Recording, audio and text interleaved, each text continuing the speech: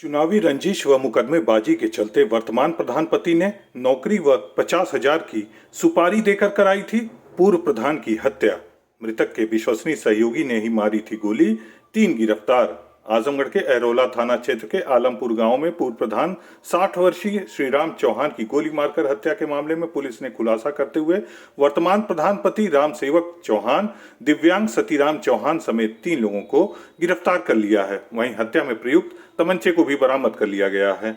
Police line सभागार में गिरफ्तारी की कार्रवाई का खुलासा करते हुए एसपी ग्रामीण चिराग जैन ने बताया कि 29 सितंबर की आधी रात को अपने नए घर के बरामदे में सो रहे पूर्व प्रधान श्रीराम चौहान की कनपटी पर गोली मारकर हत्या के मामले में उनके विश्वसनीय साथी व घटना के समय उनके बगल की चारपाई पर सो रहे दिव्यांग सतीराम चौहान को गिरफ्तार कर लिया गया है। वह पहले दिन से ही जांच के दायरे में था, क्योंकि बगल में सोने के बाद भी तमंचे से फायरिंग की आवाज नहीं सुनने की बात उसने कही थी। पूछताछ में सतीराम ने बताया कि अपने भाई की पत्नी को गांव में पंचायत सहायिका की नौकरी लगाने के लिए वर्तमान प्रधानपति रामसेवक चौहान से उसने संपर्क किया था। तब वर्तमान प्रधानपति ने चुनावी रंजिश व मुकदमेबाजी के चलते पूर्व प्रधान की हत्या करने पर नौकरी के साथ ही 50,000 रुपए देने का लालच सतीराम चौहान को दिया था।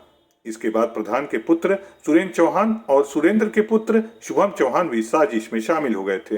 घटना वाली रात पूर्व प्रधान श्रीराम चौहान अपने पुराने घर से रात में 9 बजे अपने नए घर के बरामदे में रोज की तरह जाकर सोए और उनके बगल की चारपाई पर उनका विश्वसनीय सतीराम चौहान सो गया। रात में ही सुरेंद्र चौहान ने सतीराम को तमंचा उपलब्ध करा दिया।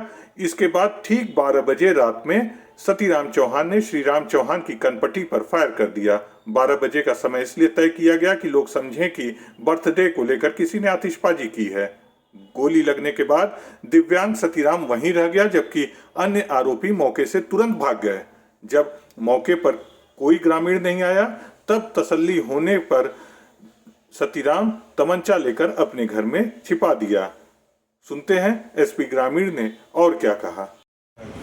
देखिए, 30 सितंबर 2024 को थाना अहरौला पर सुबह लगभग 5-6 बजे हमको ये सूचना प्राप्त हुई कि पूर्व प्रधान श्रीराम चौहान की किसी ने गोली मारकर हत्या कर दी, जिस पर तत्काल थाना अहरौला की पुलिस, क्षेत्राधिकारी और मुझ एडिशनल द्वारा भी वहाँ पर घटनास्थल का निरीक्षण किया गया।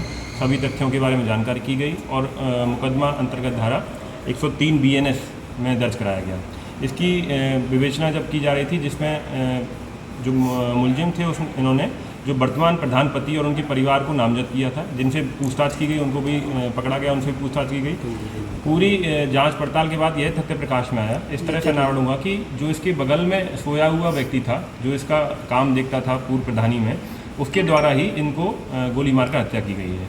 जब इससे कड़ाई से पूछताछ की गई और उससे मारने का कारण पूछा गया, तो उसने बताया कि जो वर्तमान प्रधानपति हैं रामसेवक चौहान, उनके बेटे सुरेंद्र चौहान, उन्होंने मुझे ये काम सौंपा था, क्योंकि मेरे बड़े भाई की पत्नी, उनकी नौकरी पंचायत सहायक के रूप में लगवानी थी, जिसमें प्रधान द्वारा यह आश्वासन दिया गया कि तुम मेरा ये काम करा दो तो मैं उनकी नौकरी लगवा दूँगा। उसने ये भी बताया कि मुझे 50,000 रुपये और एक्स्ट्रा देने को भी बताया कि अगर तुम ये काम कर दोगे तो मैं नौकरी भी तुम्हारी बहू की लगवा दूँगा और तुमको 50,000 रुपये एक्स्ट्रा भी दूंगा। इस लालच में उसने ये घटना कारित किया है। जो असला दिया गया है मारने के लिए, वो भी सुरेंद्र चौहान द्वारा ही इसको लाकर दिया गया है।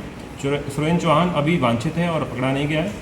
जो शुभम चौहान और रामसेवक चौहान हैं, उनके साथ भी इसने मिलकर यह योजना बनाई थी। जब इनकी योजना की बात हो रही थी तो रामसेवक चौहान और शुभम चौहान भी मौके पर मौजूद थे। और रात में 12 बजे ये घटना की गई है, क्योंकि जब उससे पूछा गया कि रात में 12 बजे मारने का कारण था, तो उन्होंने बताया कि इससे गांव वालों को लगे किसी बर्थडे पार्टी में पटाखा छूटा है, इससे लोग ज़्यादा एकत्रित ना हो और ज़्यादा भनक ना लगे, इसलिए उन्होंने 12 बजे रात को घटना की। सर, इन दोनों के बीच कनेक्शन क्या था? क्यों मरवाना चाहता था वो? देखिए, जो प्रधान की हत्या हुई है, पूर्व प्रधान, उसका ये जो सतीराम चौहान है, जो विकलांग भी है, उससे घनिष्ठ संबंध था। वो जब प्रधानी इसके पास थी पिछली बार, तो इसका पूरा काम वही देखता था और पूरी तरह से इसका परिचित था और लगभग 4 महीने से उसके साथ ही उसके घर पे रात में सोता था। ये चीज़ उसको सुरेंद्र चौहान को पता थी, रामसेवक चौहान और शुभम चौहान तीनों को पता थी ये चीज़। तो उनको लगा कि अगर उसको मारना है तो इसको हमको तोड़ना पड़ेगा। तो उन्होंने सतीराम चौहान को लालच दिया कि उसकी भाई की पत्नी को हम लोग नौकरी देंगे पंचायत सहायक की और 50,000 रुपये भी देंगे। इस लालच में उसने एक घटना कार्य किया। सर, कितने लोग गिरफ्तार हो गए और कितने भी इसमें फरार हैं? इसमें अभी तक कुल 3 गिरफ्तारियां हो चुकी हैं, शुभम चौहान, रामसेवक चौहान और सतीराम चौहान की, और एक व्यक्ति सुरेंद्र चौहान इसमें वांछित है, जिसकी भी गिरफ्तारी जल्द सुनिश्चित की सर सुरेंद्र चौहान हत्या क्यों कराना चाहते थे? देखिए, सुरेंद्र चौहान का कई समय से रंजिश चल रही थी, कई मुकदमे इन्होंने इसके ऊपर लिखवाए हैं।